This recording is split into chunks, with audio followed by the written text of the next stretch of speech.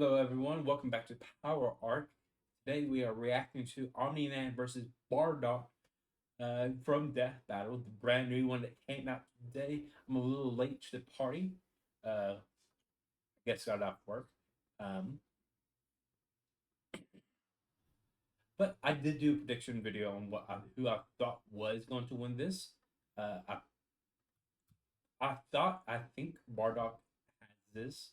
Um, I've not seen anything from it. Only thing I know about this is that I got spoiled by it during my lunch. What the next matchup is, I do not know anything about who wins. I don't know how the fight starts. I don't know any of that. Only thing, and maybe if the fight starts the way it did in the preview, which I think that's what's going to happen. So other than that, I haven't seen anything. I don't know. My prediction may change after I see after I hear the analysis for the characters. Uh,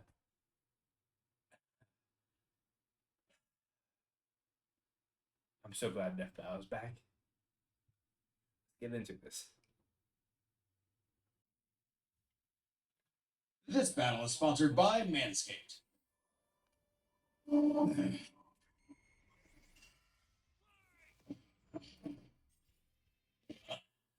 Okay, so I am going to be correct on the opening of the fight. I think with being one from the preview. Omni Man versus Bardock, the ostracized Filtermite and the Doomsayer. He's with an Doomsayer, and it's our job to analyze their weapons, armor, and skills to find out who would win a death battle. Omni-Man, Earth's once greatest hero. Alongside the Guardians of the Globe, he protected the world from all manner of threats. And then, in a single day, it all went horribly wrong. Omni-Man, Omni-Man, who indeed? Champion of Earth's best-selling author, J.K. Simmons, and it was all a charade, with his murderous rampage only brought to a halt thanks to his own son. It all starts with his home planet, Viltrum, which I hear is a totally lovely utopia. Brutal, mortal calm. I like the background music. Background music is really good. Hey, or wait, no, that came later. Viltrumites are among the most powerful beings in the universe, even more so after they purge the weaker members of their species. As the vanguard of the Viltrumite Empire, Omni-Man infiltrated Earth as Damn, he's 2,000 years. He's over 2,000 years old. He likes bugs. Huh? He likes bugs. Interesting. Nolan Grace, expected to prepare the planet for Imperial assimilation. It could have been easy since he's got your classic strongman superpowers and he's basically invulnerable, easily knocking around asteroids the size of Texas. He can fly at unbelievable speeds, soaring from Earth to the planet Thraxa in under 1 week. Thraxa is, quote, a couple galaxies away, give or take, so a minimum of 2 galaxies. Beyond the Milky Way's neighbor Andromeda is the lesser-known Triangulum Galaxy, which is over 2.7 million light-years away. Reaching it in under 1 week means Omni-Man must have flown over 142 million times faster than light. Oh, and Viltrumites can't breathe in space, so he held his breath the whole way. And it's not like he was in a rush. He was on a soul-searching trip, contemplating the significance of smashing his own son's face in. Yeah, that's why I'm never having kids. Now, according to Same. another Viltrumite, Venus, a bunch of other Viltrumites who actually were in a hurry flew to Viltrum across the Virgo supercluster in less than 24 hours. That's over 20 billion times faster than light. You don't really need to rush anyway. The older a Viltrumite gets, the slower they age. According to the Invincible Handbook, Nolan is over 2,000 years old. And regardless of age, Viltrumites don't suffer muscle fatigue like humans do, so they rarely ever tire out. Seriously? He's got parenting easy mode on, and he couldn't even handle that. I would have killed for that back when my daughter was born. Well, you would have to be a Viltrumite first. A Viltrumite's body contains smart atoms, which they subconsciously manipulate. This cellular structure can effectively recall certain states of being regardless of their present environment, reacting to changes at an atomic level to perform the impossible. Yeah, like surviving your intestines getting ripped out, or even more scary, ripping out your whole beard all at once. Only a Viltrumite could pull off something that disturbing. Nolan is incredibly tough, but if he faces superior forces, his smart atoms can adjust to make him even stronger by comparison. This is why Viltrumites are considered invincible. Most weapons in the universe can't even scratch a Viltrumite like him. Even a ship's cannon like this one can't take down a Viltrumite, and it obliterated a massive solar disk nearly half the size of a star. Speaking of planets, he's strong enough to shatter one by flying straight. Okay, so he's durable at least halfway to the star. Did not specify the size of the star. That could be important. It's so big, it has a whole ring around it. The Roche limit factor dictates the size a celestial body must be in order to disperse orbiting material as a ring. In short, an Earth-sized planet can't support such a ring, meaning this one must be much larger. And don't get me started on how the ring is actually made up of dead bodies, because, spoilers, just go read the comic. If Roche isn't doing it for you, this planet also supports 5 moons in its orbit, and even the smallest is a perfect sphere, meaning its own gravity shaped it. At minimum, a moon like that must have a diameter of 600 kilometers, or 370 miles. Comparing this to the planet's diameter, we can tell this world is nearly 14 times larger than Earth. Or it was before, kablam. Now, Omni-Man does have his weaknesses. Monsters like Grognars can pierce Viltrumite flesh, and he's extremely sensitive to a specific high-pitch frequency, which can destabilize his body's equilibrium. But his real weakness turned out to be, you guessed it, fatherhood. Thanks to his son Mark, Nolan began to re-examine his perspective and his place in the universe. He settled down in a new place, got himself a new job, even had a new kid with his new wife. Who's a bug? The bug lady? He begged a bug. Why, Omni-Man?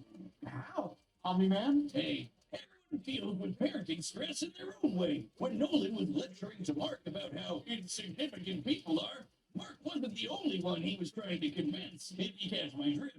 Nolan Grayson's real mission isn't planetary conquest or saving the innocent.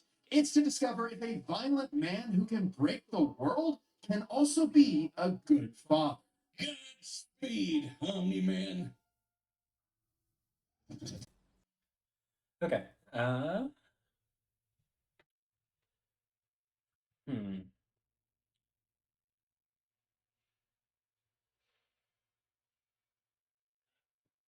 Wait.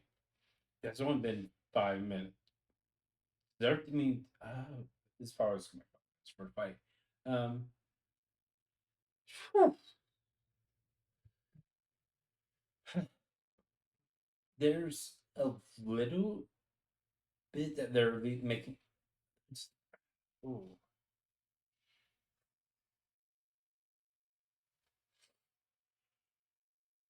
The ship laser feet for durability is the only thing that's making me question my prediction.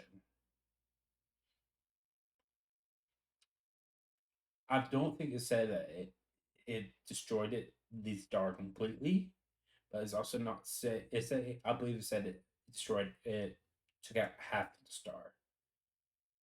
Which even then, I don't know. They did not specify the size of the star, so that's the one thing that don't know if that will change my prediction. So there's a slight chance my prediction will change. But let's check out Bardock's. In the far reaches of the cosmos laid a world with a people like no other, born and raised to do just one thing.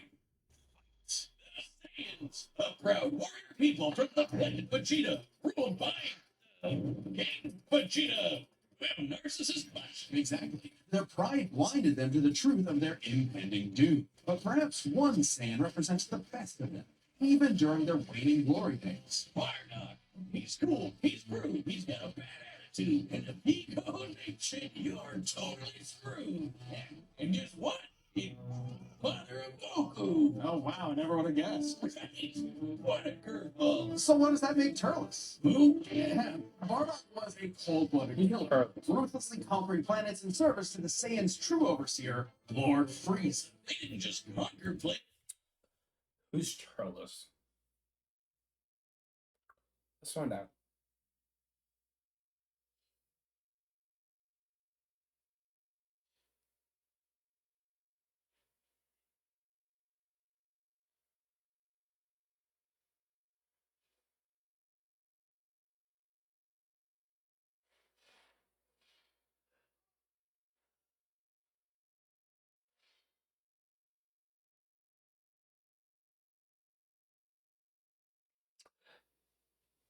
Tobus is potentially Goku's older brother. Interesting. And they wiped out every living thing, leaving Frieza uninhabited rocks to sail away. Bardock was an asshole.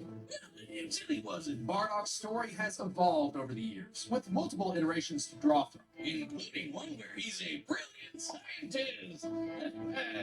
but only one is considered officially canon. Bardock's demeanor began to shift when he met and eventually married fellow warrior Guinan, and had two sons, Raditz and Tack. No, Bardock didn't go totally soft. He was still a ruthless warrior. You know that iconic red headband of his? It's stained with the blood of his fallen friends. Hardcore. Bardock could fly, move faster than light, and was naturally adept in using his ki as an explosive weapon. AKA shooting lasers from his hands. True to his brutal screw-you nature, Bardock's moves are all about overwhelming power. His final spirit cannon is like a ki-powered bazooka. His rebellion hammer punching ignites enemies on contact, and his rebellion spear basically turns him into a supercharged battering ram. The guy has no chill. He will run you over, break your spine, light you on fire. Damn. Okay, hold on. Back that up. Spear basically turns him into a supercharged battering ram. The guy has no chill. He will. Okay, we got the leprechaun. Potential to God, they're bringing in the leprechaun.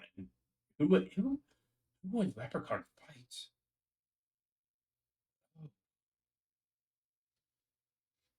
That could be a video. Who does the leprechaun? There's the leprechaun. Run you over, break your Bane and Batman. spine, light you on. Uh, I forget his name. The Kuma, the dude from they want to fight Koro Sensei.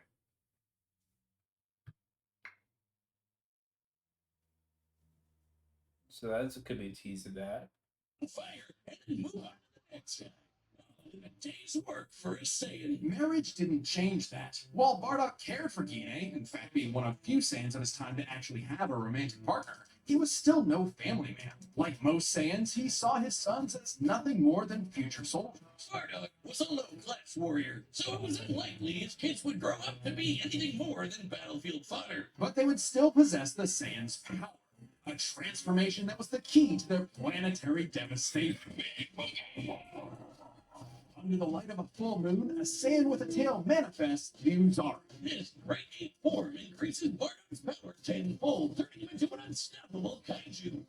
Someone call Yajirobe. While some Saiyans can maintain control over this berserker form, low-class warriors like Bardock don't receive the same level of training as those of higher birth. Prince Vegeta's control is so precise he can speak while changed, but Bardock cannot. Hell, it's questionable if he even remembers everything that happens when he goes full tilt gorilla. The Saiyan strategy is pretty much just monkey see, monkey smash. Despite being low-class, Bardock's power level nearly matched that of King Vegeta, who could destroy multiple planets at once. At about this time, King Vegeta's power level was around 10,000. Yeah, we know power levels are kind of janky. Nobody can agree on what the number really means. Outside of his fight with Gas, Bardock doesn't really show any high-end feats in canon, but we can use power levels to compare him to other characters with similar levels to better understand his potential. Like when his son fought Prince Vegeta, what's the scouter say about his power level? It's over! Yeah, the dub changed it to fit Vegeta's lip flaps, but we only cover the cold hard truth, damn it. According to this movie pamphlet, Goku's power level between his fight with Vegeta and his trip to Namek was 10,000. This lines up with that previous reading and puts him on par with Bardock. Goku's training during the trip eventually raised him to 90,000 upon arrival, but this gives us a clear window. Yeah, early in the trip, he had to dodge a bunch of incoming asteroids and blast his ship away from a star. which is impressive considering the speed involved. The planet Namek is outside Earth's quadrant of the universe, and it took his ship 6 days to make the journey. Traveling a quarter of the universe's diameter would put the ship over 9.5 trillion times the speed of light. And Goku would have had to keep up with that kind of speed to do all that other stuff. Makes sense, given far weaker characters can reach the moon in a fraction of a second. Should be trivial enough for Bardock. All this speed and power meant when Bardock and his team assaulted the planet Cereal, they went cheerio. Bardock ravaged the planet, annihilating its people, until he found 2 survivors, a mother and her child. Some may call it weakness, others a moment of clarity. But Bardock was suddenly reminded of his wife and recently born son. He chose to spare the 2, and even pushed himself far past his limits to protect them from his own Frieza Force allies, who taunted that Frieza had dire plans for the Saiyans' future. This moment changed Bardock, making him more appreciative of his family and cautious of Frieza. When all the Saiyans were called back to Planet Vegeta for mysterious reasons, he had a hunch something was up. So before his final stand, smashing through hundreds of soldiers before coming face to face with the tyrant, he sent his youngest kid away for protection. A choice that allowed his son to thrive. And hey, that's what good parents do. A choice that would have a greater significance than Bardock could ever imagine. And then Dildo Dickhead blew them all up and he died. Or did he? Bardock got killed so freaking hard he got blasted back in time. Actually, he was pulled away by these 2 who miscalculated and misplaced him incorrectly in the time stream. Non-canon, whatever. He survived. And when he realized what happened, he got so unbelievably pissed off, he went Super Saiyan. What? All right, this is very much an alternate universe kind of scenario, and it is jarring. But think about it. The Super Saiyan form is not achieved through training alone. It requires dedication, introspection, victory, failure, love, and loss. Frieza destroyed the Saiyans because he feared the possibility of the Super Saiyan, a Saiyan with power that could rival his own. But perhaps Bardock's transformation was more than simply a what if. He had begun to take the very steps some later would to achieve the form. Perhaps if Frieza had hesitated, even for a moment, his fear would have manifested before him, right then and there. Damn, pour one out for Bardock, who figured out how to be the truest Saiyan right at the end of it all. I know Kakarot would be proud. Hmm.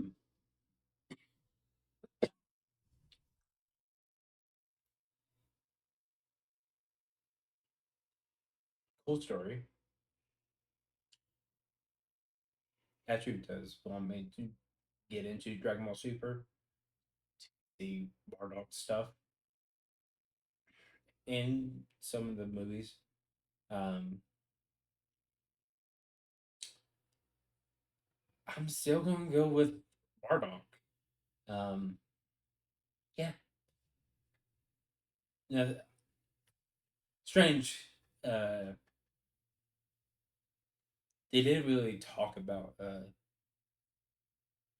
much of Bardock's like actual feats. I think they talk about his speed due to him being able to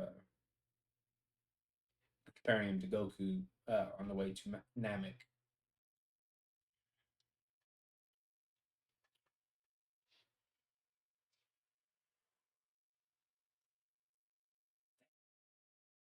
So I'm gonna go with Shout out to everyone who believed in us during our recent crowdfunding. And joining you in that support is the first ever sponsor for an independent death metal episode, Manscaped. Manscaped's newest masterpiece is the Lawnmower 5.0 Ultra in forged gold. Talk about a fancy name. This special edition trimmer is the perfect tool for the golden era of hair grooming, where precision, luxury, and performance meet. There's limited quantities available, so you need to pick one up soon. If you're anything like me, your scruff grows all over the place way too fast. Or maybe you get that itchy scraggle whiz has. Yeah. Either way, the Lawnmower 5.0 Ultra Gold comes with 2 blades for any occasion, a trimmer and a foil. And look, Wait. I just realized something. There was no. They didn't. Was Boomstick and Wiz shown at all?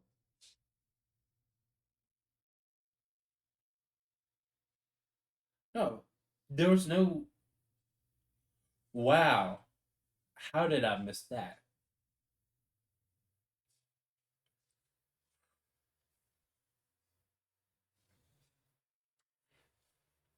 Okay, interesting. I wonder if there be. I ain't gonna do that. I wonder if they're gonna be actually be seen.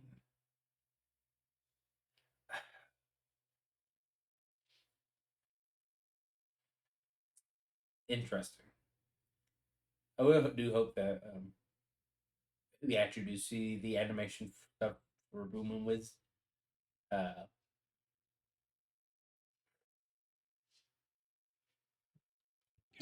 It's so slick. It's waterproof, of course, and the new LED light illuminates even the trickiest spots while adding a touch of elegance to your routine. Join the 10 million men worldwide who trust Manscaped for all their grooming needs. Get the special edition Lawnmower 5.0 Ultra in Force Gold while supplies last. Get 20% off plus free shipping with the code DEATHBATTLE at manscaped.com. That's 20% off plus free shipping with the code DEATHBATTLE at manscaped.com. Thanks to Manscaped for helping our fans and members support the channel. Seriously, show them some love by clicking the link below. okay. Support Death Battle. Check out Manscaped, I guess. Uh, okay. Moment we've been waiting. Let's go. It's time for Death. All right, the combatants are set. We've run the data through all possibilities. It's time for a death battle.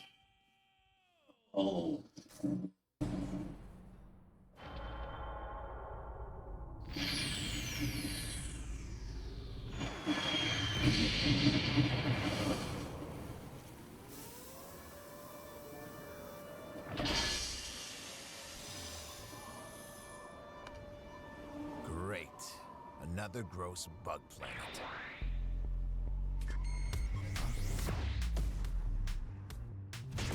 This planet isn't anyone's to conquer. That's some good character development there for Omni Man. From what I had seen, especially from the last time he's been on Death Battle. Don't underestimate me!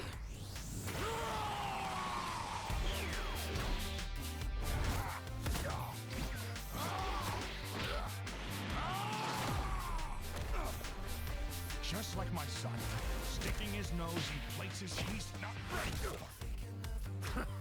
My sons would kick his ass!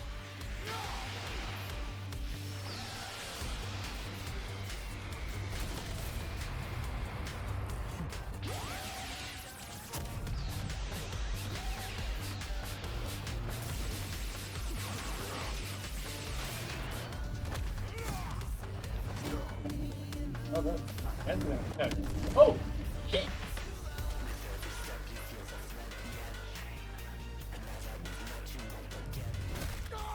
Whatever you are, you're an embarrassment.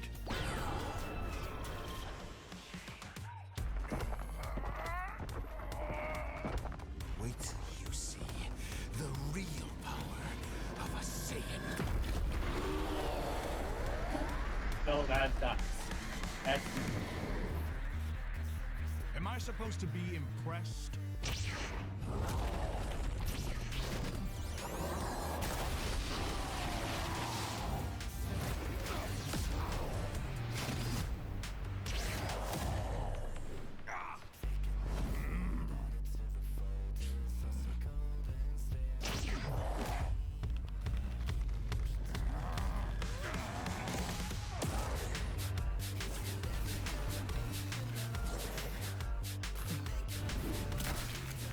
oh shit.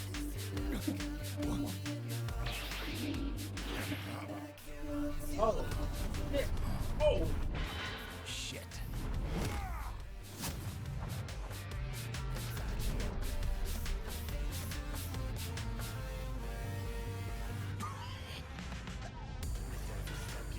No.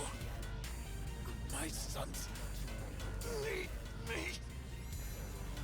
I won't let you take me from my wife!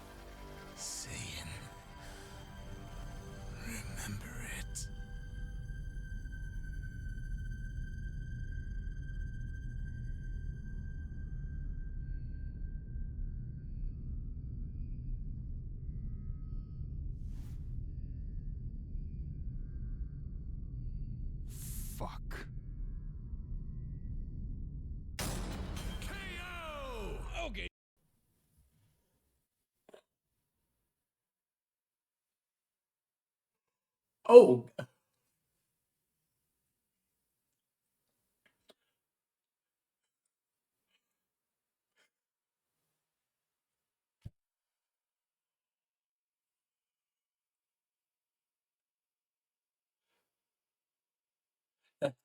that was the.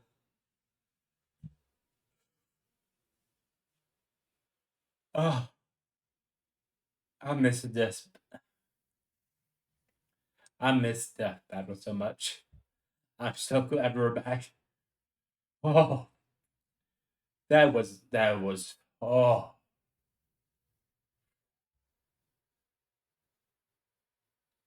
that was fucking great. Oh, I can't wait to show this Kynan whenever he's no longer in trouble. That was nice.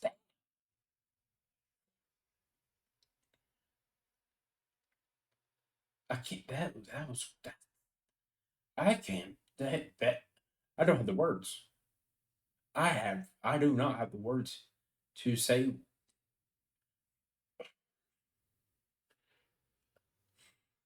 I am surprised that Bardock lost, but they will give their reasonings. So let's see what the reasonings are. And these Gokus have got to stop picking fights with guys in capes. Pitting Saiyan against Viltrumite is fascinating. Among the many similarities, 5 specific categories stand out. Starting with speed. Bardock is much faster, given his power level match Goku dodging asteroids at 9.5 trillion times light speed, much higher than the Viltrumite's fastest speed. Add on the 50 times multiplier from Super Saiyan, and it's a huge difference. Alright, Bardock clearly has the speed advantage, but strength and durability are another story. Though it doesn't seem like it at first, Bardock scales to King Veggie, who wrecked Oh, back that up. Omni Man could possibly scale to Universa, who flew from beyond the observable universe to Earth and back in under a day, 34 trillion times faster than light. Bardock would still exceed such speeds with super. Okay. Story. Though it doesn't seem like it at first, Bardock scales to King Veggie, who wrecked 3 planets at once, and Omni-Man only smashed 1. But given how big that one planet was, the numbers are actually pretty similar, until we factor in the Super Saiyan boost rate. Well, there's a catch. A major plot point in Invincible involves the coalition of planets admitting that their weapons cannot hurt Viltrumites. Oh, when their ship's cannon obliterated this gigantic solar disk, it highlighted just how tough the Viltrumites really are. This disk completely blocked the sunlight and heat between a planet and its star. And this is no ordinary planet. Its size and density are so high that its inhabitants are as strong as Viltrumites just due to living in its natural gravity. To fully block the light to such a planet and remain in consistent orbit, the disk would need to be positioned at its L1 point, the spot that creates an uninterrupted view between sun and satellite. And the disk itself must be about half the diameter of the star in question. This means the scaling of the disk puts it at 3 septillion tons, That's 24 zeros. which makes Omni-Man over 11,000 times strong.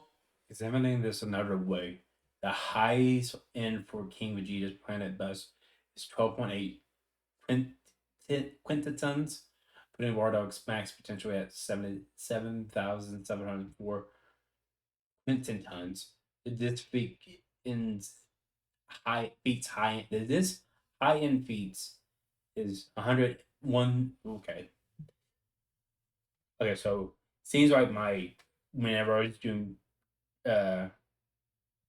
some research for this, they came up to different answers because the ones that from what I found, Omni Man had speed, Bardock had the power. It seems like they're saying it's the other way around. Longer than base Bardock. Not even the Great Ape or Super Saiyan forms could make up that difference. So the strength goes to Nolan. Still, numbers aren't everything. As far as versatility and combat goes, neither had one distinct advantage that could win outright. Omni-Man survives in space for much longer, but Bardock barely squeaks out the edge here thanks to his range versatility with key attacks and, of course, Super Saiyan. Okay, let's address the Super Saiyan Bardock thing. It's perfectly fair to question whether or not the form should be in this comparison at all. However, even with the form included, Nolan still takes this, especially when it comes to our last two categories, experience and stamina. Yep, Omni-Man's been around a lot longer than Bardock, over 2,000 years, and even with Super Saiyan, Bardock's no master of the form. And without that mastery, the form drains the user's energies at an increased rate. Which brings us to what may be Omni-Man's most surprising advantage. Those weird smart atoms. Saiyans like Bardock can fight for days on end, but only for so long. Bardock possesses a limited pool of ki, which only depletes faster when using super forms like the Great Ape. In contrast, Omni-Man's biology prevents. Okay. Higher strength, better durability and stamina, and far more experience compared to Bardock's higher speed and better range options. Uh, Omni-Man is less versatile in his options for attack, limited pool and key, and hasn't mastered Super Saiyan or Grade A. I can understand where they're coming from. Him from tiring in most cases, letting him travel across whole galaxies for weeks nonstop. And his smart atoms adjust to counter whatever physical strain he's subjected to. Bardock's crazy speed and power made him a real challenge. But Nolan's strength, experience, and sheer endurance presented an unstoppable and unshakable force that would inevitably land the killing blow. When push came to shove, Omni-Man raised the bar. Duck. The winner is Omni-Man. It's time on Death Metal.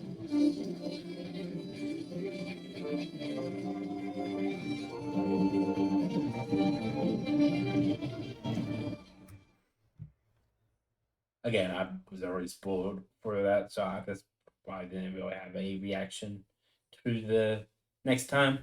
But I see where they're coming from with the how they got to their results.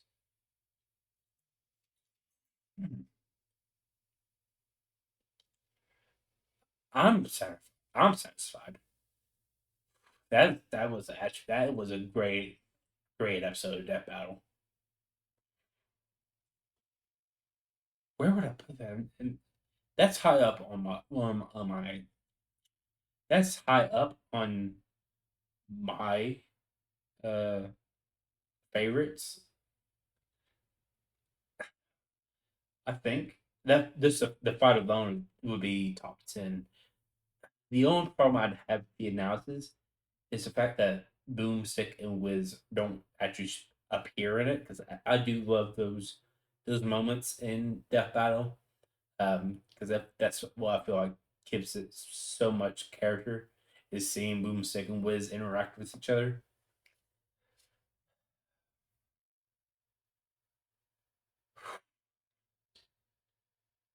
Damn, that was a great episode. Yeah, thank you all for watching. I've been John. If this, thank you all for watching. If you have anything y'all want us to react to here on Power Arc, leave it down in the comment section down below. We'll react to anything that you all want us to react to. Be sure to give this video a like, a comment, and subscribe. Original link to Death Battles, to this Death Battle will be in the description below. Yeah. Until next time, guys. I'll be seeing you.